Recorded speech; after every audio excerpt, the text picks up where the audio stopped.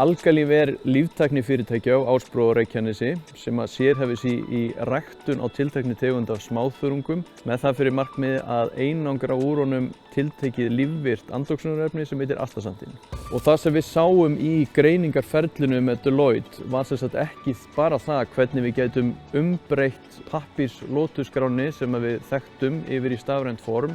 og þar með aukið aðgengi og aukið rekjanleika og bætt skilvirkni á þann hátt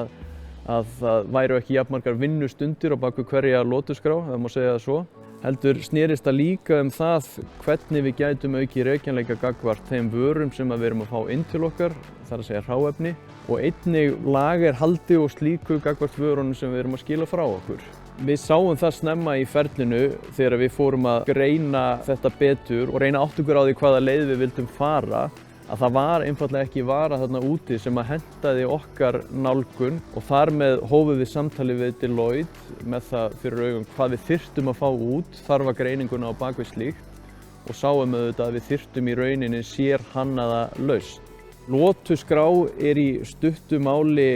gæðakerfisnálgun sem að snýr að því að skrá niður öll skref sem að viðkoma í okkar tilviki ræktunarferlinu og þar sáum við fljótt að við gætum náð ýmsu fram með þessu bætta aðgengi að gögnunum.